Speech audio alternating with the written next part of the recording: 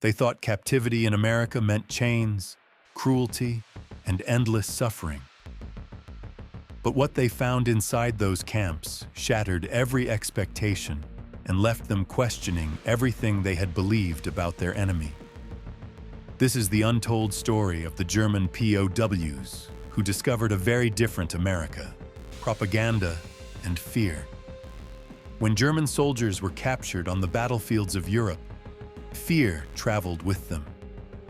From the moment they were marched into Allied custody, their minds were filled with images planted long before by Nazi propaganda. They had been told that America was brutal, chaotic, and vengeful. That if they ever fell into enemy hands, they would be chained, beaten, or worked to death in mines and fields. Some whispered grim predictions as they boarded transport ships: endless hunger, guards with whips, or cold iron shackles that would strip them of every shred of dignity. They convinced themselves that cruelty was inevitable. After all, hadn't their own government promised nothing less to America's captured soldiers? For these men, the voyage across the Atlantic was heavy with dread. In their minds, America was not a land of freedom or music or prosperity. It was a faceless enemy, eager to break them, eager to crush their pride. And so, as the ships carried them westward, the prisoners braced themselves, not for music or books, or even survival. They expected chains, arrival in the U.S. When the ships finally reached American shores, the prisoners steeled themselves for the worst. They expected jeering crowds, shackles, and cages waiting on the docks. Instead, what greeted them was startlingly ordinary. No angry mobs, no humiliation, only rows of trucks and trains ready to move them inland. To a nation mobilized on such a massive scale, even thousands of German POWs were just another duty, a small footnote in the machinery of war. As they entered the camps, the shock deepened. The fences were real, the guards were armed, but the barracks were clean, with bunks, windows, and stoves. The air smelled not of rot or filth, but of wood and smoke. Guards gave orders firmly, yet without cruelty.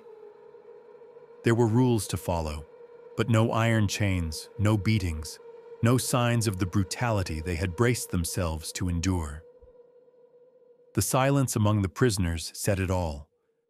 What they saw in those first days overturned the darkest predictions whispered on the Atlantic crossing.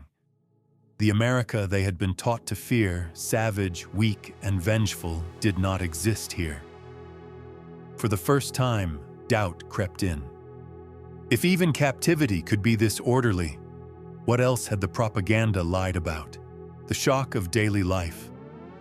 Day by day, the prisoners discovered that life inside the American camps was nothing like the nightmares they had carried across the ocean. Meals arrived at regular hours: bread, meat, vegetables, sometimes even coffee. Medical officers checked the sick and wounded, providing treatment instead of punishment. The barracks, though simple, were kept in order, with stoves burning in the winter and open windows in the summer. Beyond survival, there was routine. Guards enforced discipline, but not with brutality. Orders were followed. Patrols walked the fences, yet the atmosphere was strangely calm. Within the wire, the men were allowed to move freely during the day. They worked in kitchens or gardens, repaired equipment, or labored on nearby farms. And when the work was done, there was time. Time for soccer matches on open fields, time for cards in the barracks, time even to talk without fear of informants listening for every word. For men who had expected chains and silence, this daily life was disorienting. It was not freedom, but it was far from slavery. The structure was firm, but it was humane. And slowly, the question grew louder in their minds. If America could afford to treat its enemies this way, how powerful must it truly be? Cultural freedom appears. What surprised the prisoners most was not just the food or the clean barracks. It was the freedom to think, to learn, and even to create.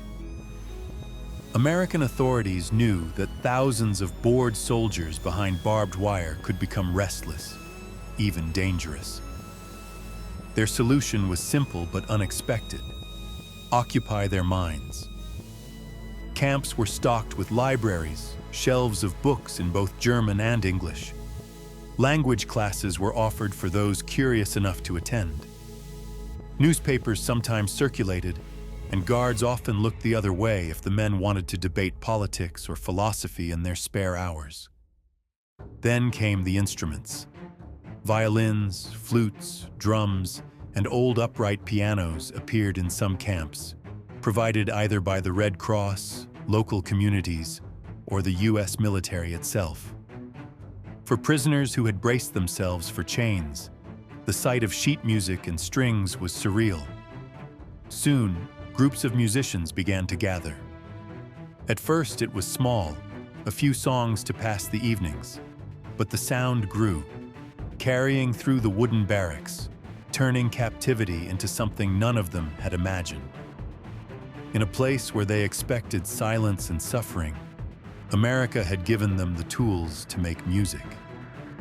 And that music would change everything. Orchestras are born. It began with a handful of men: a violinist who had once played in Berlin, a cellist from Munich, a trumpeter from Hamburg. Scattered among the thousands of prisoners were professional musicians, men who had marched to war with instruments left behind. Now, with a bow in hand or brass against their lips, they found a way to bring that past back to life. At first, they played simple folk tunes, a few chords on a guitar, a hymn on a violin. But soon, word spread through the camp. Other musicians came forward, dusting off skills thought lost in the mud of the front. Sheet music appeared, borrowed or donated, and rehearsals began in mess halls and makeshift stages. Before long, full ensembles were forming: violins, flutes, clarinets, trumpets, drums. The sounds of Beethoven, Bach, and Mozart drifted through the wire. Choirs followed, voices rising in harmony over the barracks. And to the astonishment of both prisoners and guards, full orchestras were born. Concerts became regular events. Hundreds of POWs crowded together to hear symphonies echoing across the camp at night. Sometimes, American guards paused their patrols to listen. In some towns, local civilians were even invited inside to hear the strange spectacle: the enemy, not in chains, but playing the music of Europe with passion and skill. For the prisoners, the orchestras were more than distraction. They were dignity, a reminder that they were still human, still capable of creating beauty in the unlikeliest of places. The power of music. The music was more than sound. It was transformation. For men who had expected chains, the orchestras became a lifeline to the world they thought they had lost. When the first notes of a symphony filled the camp, the barbed wire seemed to fade. The walls, the guards, even the war itself slipped into the background. For a brief hour, the men were not prisoners of war. They were musicians, listeners, dreamers, human beings again.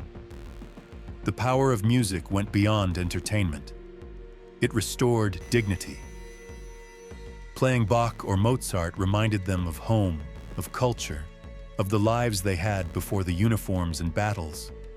It rekindled pride, not in the Reich, but in something older, deeper. The shared heritage of Europe's art and creativity. And for some, it was even more personal. Letters from POWs later spoke of how music kept them alive. A soldier who had nearly given up found purpose in the orchestra pit. A quiet man, broken by capture, found his voice in the choir. These weren't just concerts. They were proof that life could still be beautiful, even in captivity. The Americans noticed it too. Guards spoke of how the atmosphere shifted on concert nights. Discipline remained, but hostility softened. A guard might stop to clap. A farmer in town might come to listen. Slowly, the music built a bridge. Fragile, yes, but real, between captor and captive. In those moments, the German POWs discovered a truth no propaganda could erase. Chains could bind their bodies, but not their spirit. And in the end, it was not punishment that changed them, but the power of music itself. Americans listening. At first, the orchestras were only for the prisoners themselves, a way to pass the evenings, to quiet the boredom, to remember life beyond the war. But the music could not be contained within the fences. Word spread to nearby towns. Local Americans, farmers, shopkeepers, even families with children began to grow curious. What kind of music could German prisoners possibly be playing? Eventually, guards allowed small audiences to attend. On quiet weekends, a few dozen locals sat on benches or leaned against fences, listening to the very men they had once feared as enemies. And what they heard surprised them. Instead of military marches or dark propaganda anthems, the air filled with Mozart, Beethoven, Schubert, the classics of European culture. The prisoners, who had once mocked America as crude and soulless, were now performing concerts for an American audience that clapped and even cheered. For both sides, it was disarming. The Germans saw that their captors valued art as much as they did, and perhaps even respected their talent. The Americans, meanwhile, saw not faceless enemies, but men capable of beauty, discipline, and passion. A few camps even organized joint performances, where American musicians joined the prisoners on stage. Violins and clarinets played side by side with guards and captives sharing a stage, a quiet symbol that music had accomplished what politics and propaganda never could. In these moments, the barbed wire still stood, but it no longer divided quite so sharply. The orchestra had become a bridge, a fragile connection between worlds that had been at war, transformation through music. By war's end, the laughter and arrogance of German prisoners had vanished, replaced by respect. Captured believing America was weak and cruel, they instead found warm meals, clean barracks, libraries, sports, and, most surprisingly, the freedom to create. The orchestras they built became symbols of survival, dignity, and reconciliation. For many POWs, those evenings of music marked a turning point. They saw their captors not as brutes, but as people who valued order, opportunity, and beauty. Some later admitted the concerts opened their eyes more than any lecture ever could. When they returned home, stories of fair treatment and unexpected symphonies spread quietly through Germany. And for those who stayed in America, the lesson was even clearer. True strength is not only found in armies or factories, but in the quiet notes of a violin that proved humanity can endure even in war.